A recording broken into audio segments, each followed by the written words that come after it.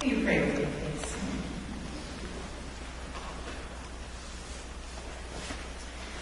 Oh God, who gathers us in all of our brokenness, who welcomes us home. This morning, as we listen afresh to stories passed down to us through the ages, our inheritance in the faith, we pray that you would speak in new ways to us, open our eyes to new parts of the stories. I pray that the words of my mouth and the meditations of all of our hearts would be pleasing to you. And where they depart from your spirit, let them fall away. Amen.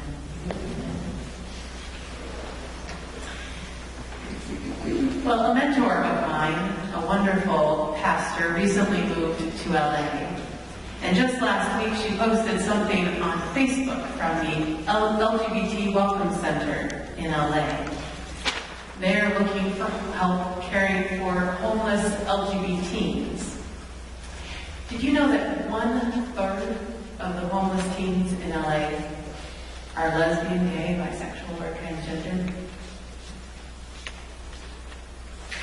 As I sat down to prepare this sermon about a story that we all know quite well, I couldn't get that statistic out of my head. Nationally, we know that the numbers are similar. American teens routinely find themselves out on the street because their families label the way they love or the way they self-identify as sinful, and they either throw them out or they make the environment at home so inhospitable to who they are, they feel they have to leave. Often these families are religious, or church families, and their pastors, surprisingly, they'll often point to this story, this parable that we often refer to as the story of the prodigal son, and say that this child that has gone off is a prodigal child that's squandering their inheritance, and at some point they will miss one, and they'll return, and they'll give up their sinful ways, and they need to be welcomed back. So I am aware, as we approach this story this morning, of the ways that it has been misused. I'm aware of some of the baggage that many of us carry when talking about a prodigal child or a black sheep of a family. And I'm aware even of some of the baggage we carry around the word sin or sinner. Whether it is a Republican in a family of liberal Democrats, or an addict in a family that sees addiction as only a behavior problem and not an illness, or whether it's a welcoming and affirming church like ours, in a presbytery that for many years did not welcome the full inclusion of LGBT folks and even wrote this church up on charges in the 90s. Regardless of what we're talking about, we know that there is some baggage there with the term prodigal, black sheep, sin, sinner. Those terms have been tossed around far too easily and painfully and misguidedly in churches and in our country. And it's bad enough, and it has been damaging enough in enough lives, that often I feel the church, in order to be a place of healing, in order to be a place of refuge, needs to be extra careful, to be a place where love is proclaimed rather than judgments echoed. And so you might have noticed that perhaps apart from this morning and a few others, I'm very careful about the prayers and the songs that we use in our worship together, about some of the words they have in them that for us touch those scars and those deep wounds. I use them sparingly, because it's so difficult to talk about without being reminded of all those ways we have been harshly misjudged by others. But today I do want to spend a little time talking about sin and talking about prodigals. I want us to dig into it and dig beneath our baggage. Because I think once we reject and once we say no to some of the ways that we have been misjudged and falsely labeled sinful, the truth is that most of us are aware of some real failings and faults and mistakes. Aware of times when we have been given opportunities or resources and we have squandered them or used them in selfish ways. Aware of when we have hurt others, or when we have turned our backs on or walked out on someone. Aware of all the ways we feel like we're not enough. I think deep down in our core, most of us know that, and most of us struggle with that awareness. And we need a place that we can come and we can bring all of our brokenness, and we can bring all of that sense of guilt, that part of ourselves where we beat ourselves up for our failings, that part of ourselves that feels unlovable or unforgivable, that part of the human condition which is being imperfect and making mistakes. Richard Moore in our Lenten class this morning described it as the wrongness in the world and the wrongness that we feel inside each of us. Fly in the ointment of reality, he called it. Well, I started the title of my sermon this week with the word fearless, and you may have noticed I've been doing that all throughout Lent. And I've been doing that because as much as a sigh of relief as it is to receive grace, it is also incredibly hard to walk back into the presence of God, carrying our shame and our guilt and our brokenness. And it's even harder to believe and to trust in God's extravagant welcome and love and grace for us. Now, I know all of you fairly well, and I know that most of you are extremely generous in the grace and the forgiveness and the love that you show to others. But I also know that a lot of us are not so good at being gentle and generous with ourselves. I did a little reading this week about the definition of prodigal. At some point I knew this, but I had forgotten. It means to spend wastefully, lavishly, extravagantly. And you see, we always point to that youngest son who leaves home and squanders his inheritance as the prodigal, because of course he spends lavishly. But I think calling this story the prodigal son might be a bit of a misnomer. You know, the real scandal of the story is not the youngest son. That's a story we're all pretty familiar with. In fact, some of us might have a similar story in our own family. The real scandal of the story is instead the wasteful and lavish and extravagant welcome of this parent. The one who runs down the road when he sees his son approaching the home and wraps his arms around him.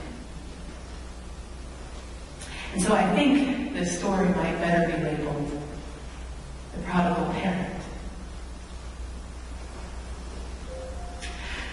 We live in a time when we have a real scarcity mindset. As you watch the news, particularly during this politically charged season, you may have noticed that. The mindset of limited resources, And we also sometimes in the church have this mindset of limited love or grace, limited trust or forgiveness. Sometimes we have that sense of limit in our own families even. And when approaching our own sin or shortcomings, sometimes we fear that we have used up something that can never be restored. That we have broken something beyond repair. And sometimes we fear that we have worn out or used up God's grace for us. And when approaching the sins or the selfishness of others, sometimes like the siblings in this parable, we fear that they are using up too much of God's attention or too much of the church's attention, too many of the resources, too much of the grace and love. Sometimes we fear that we are being taken advantage of, or the churches, or God is. But Jesus tells this wonderful parable. Like so many other parables he tells during his time with the disciples traveling. It's about a kingdom where there is enough. There's enough for us and enough to go around.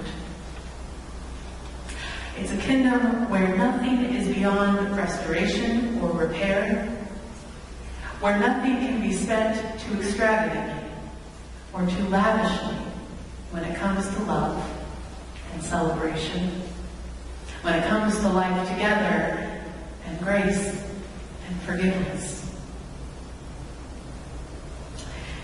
Graham Greene writes, "You cannot conceive, nor can I, of the appalling strangeness of the mercy of God." A few weeks ago, I read a really powerful story that was shared by the St. Petersburg Interfaith Association. Someone in Canada had written about a Jewish man, Yankel, who owns a bakery in his neighborhood. This man had survived the concentration camps. And the man who wrote down this story was sharing what he remembered that this man had recounted to him one time. And this is what he said. He once said, "You know why it is I'm alive today? I was just a kid, a teenager at the time. We were on a train in a boxcar being taken to Auschwitz. Night came and it was freezing, deathly cold in that boxcar.